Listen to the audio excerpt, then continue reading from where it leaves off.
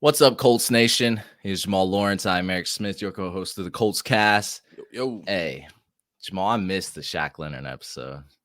Pretty sad. Jamal gave you all the breaking news episode about Shaquille Leonard. Look, I'm going to just give y'all my 2 cents. The writing was on the wall. It was. His snap count, it was just gradually getting lower since week 1, let's be honest. After I saw the effort in the Patriots game in open space 1v1 against Ezekiel Elliott, I knew then and there he lost a step. I was like, yeah, it's over. I thought he would make it to the end of the season, and I thought that's when he would probably get cut. But even though I saw it coming, it was still shocking news. Like when I read it on my phone, my jaw dropped when he got released. But this is the Shane Steichen era. This is the accountability era. Darrell Baker, bench. Tony Brown, bench. Deion Jackson, released after fumbling twice. Now Shaquille Leonard, after poor performances and some things he said. So, hey, it is what it is. So we do have to move on. Shaquille Leonard, definitely one of my favorite players of all time for the Indianapolis Colts, or at least Darius Leonard was.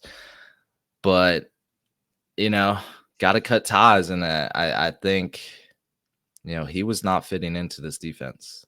Just wasn't there. He looked like a slower version of himself. But, hey. Hey, I got one question for you about that too, though, real quick, Eric. Because I don't know if you saw his interview. It may have just been more on local news than worldwide news.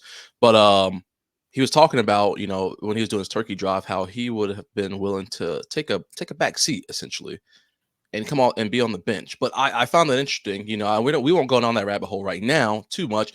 But I find it interesting that you were complaining, about not having to split those first and second reps.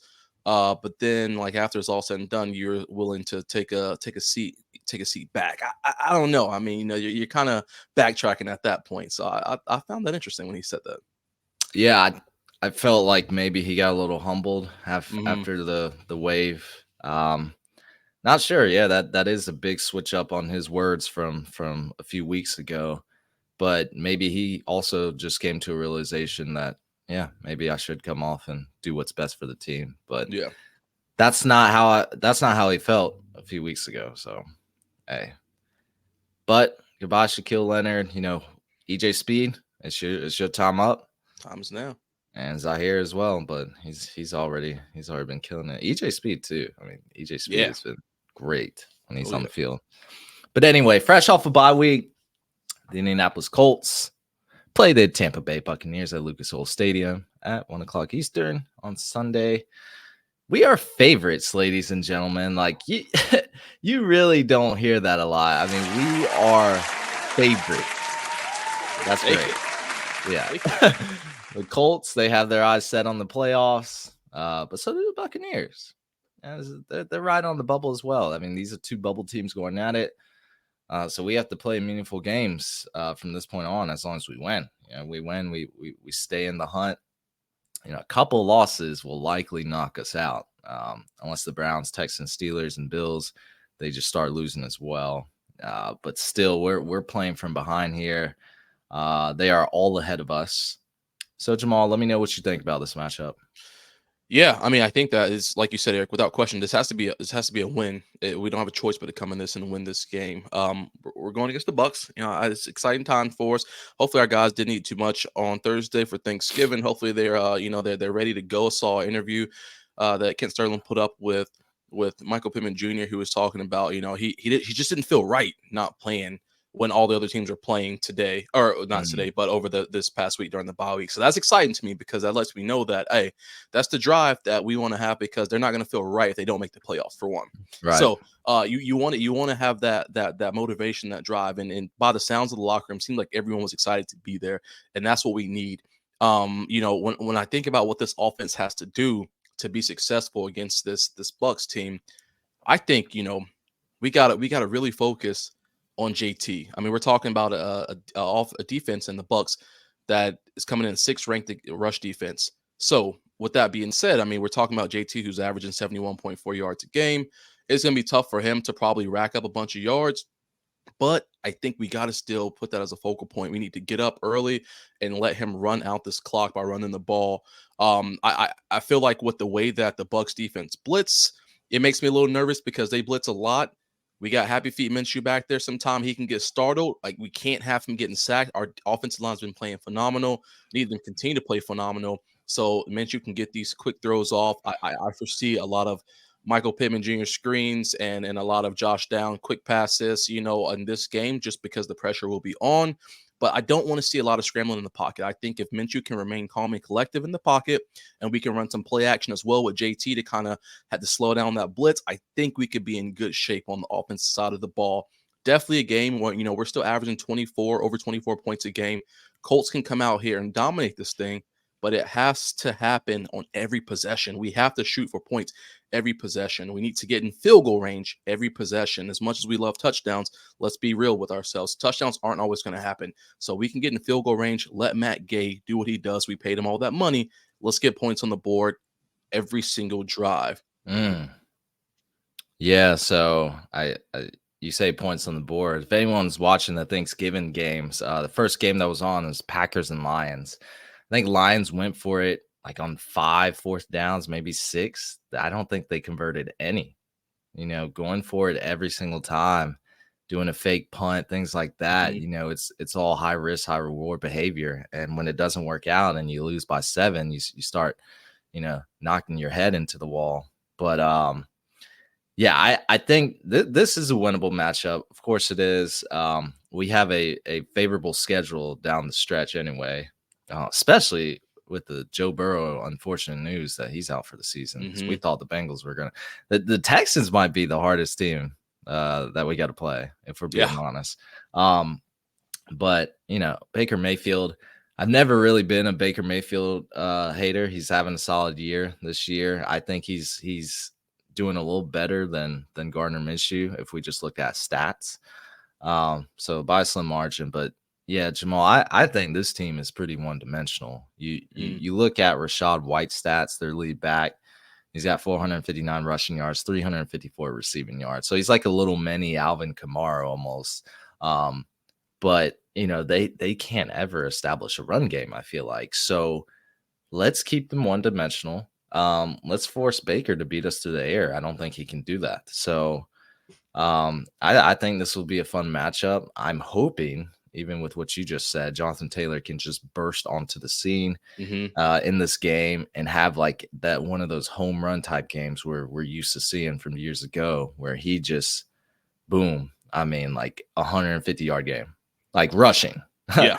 Oh, yeah. I'm not talking about from scrimmage. I'm talking about, let's beat the trends that they have a good rush defense. I think this is a perfect opportunity, really, because we're coming off bye. We're going to be in front of an amazing home crowd. I even think this is game Minshew mania can just flourish too. Like, get back to, I mean, his stats, when you look at his stats from when he starts to when he plays as a backup, it's dramatically different. Yeah. I don't know why that is. I mean, it should not be that crazy. But look, we need a Minshew mania type of game. We need that Gardner Minshew we sign. Like, take care of the football. Let's get the ball out quick. Let's push the ball downfield when we really need to. And let's feed Jonathan Taylor. Let's keep it real. I think our defense can have a pretty good game against this team as well. Tampa Bay, they've been too inconsistent. Like, they started off the year hot and they've kind of dropped off since then. Not really too worried about their receiving group. I know Mike Evans will probably be a Hall of Famer, but look, hey, we gonna stomp him. Yeah, without doubt, dog. And I mean, I'm glad you mentioned that because we're talking about Kenny Moore who's coming in 3 interceptions, Julian Blackman 3 interceptions, D-Bug 5 sacks, 7 tackles for a loss. So the pressure from the defensive front is going to be there for Baker. And when Baker gets sacked 3+ times, I mean his numbers drastically decrease, drastically decrease. With that being said, we got to make sure that we're not going to give up any of those chunk plays. I know that one of our downfalls on defense side of the ball is giving up those big chunk plays, explosive plays. So Kenny and these guys, and they're jumping routes. I need if you don't feel comfortable grabbing that ball, smack it out the air because we can't afford to have, like you mentioned, Mike Evans catching a 35, 40-yard bomb and then doing the rest with his legs or whatever the case is. Which will probably be you're absolutely right about that, Jamal, because I just had nightmares, just shocking nightmares pop up in my head with the Saints game when Derek Carr literally pushed the ball downfield almost every play on our secondary, which I want to say he averaged like 15 yards an attempt that game.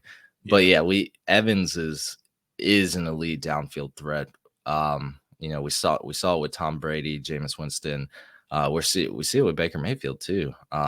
Baker Mayfield's got an arm. He pushes downfield, and Mike Evans, boy. Now I'm scared. I wasn't scared of him, but you changed my mind. Like, I mean, I think we can definitely contain him if we can get to Mayfield quickly. I think if we can get in front of him, again, big 6'7" D Grove or D Grove, like you combine them, D Buck coming through and shutting him down. I think it can help out. But like you said, I mean, we really gotta. I mean, Julian and these guys gotta be on their A game because it can get scary when you get someone like Mike Evans in one-on-one downfield. It can get scary. Especially because I believe Juju Brents has still not practiced, which is worrisome. I know Ryan Kelly's back, so that's a huge upgrade to our offensive line because Ryan Kelly has been playing phenomenally. I miss Juju, man. Juju Brents was having a pretty good rookie season. But yeah, he's had some injuries so far. I really don't want to have, I'm not going to say any names, but our defense has been playing pretty well. But, because like Jalen Jones, another 7th-round pick, really like him. But, Darrell Baker, Tony Brown, guys like him, we really need Juju Brents back into the mix because I think he plays at a far, better level than those two, respectfully saying. But I don't think Juju's going to be back.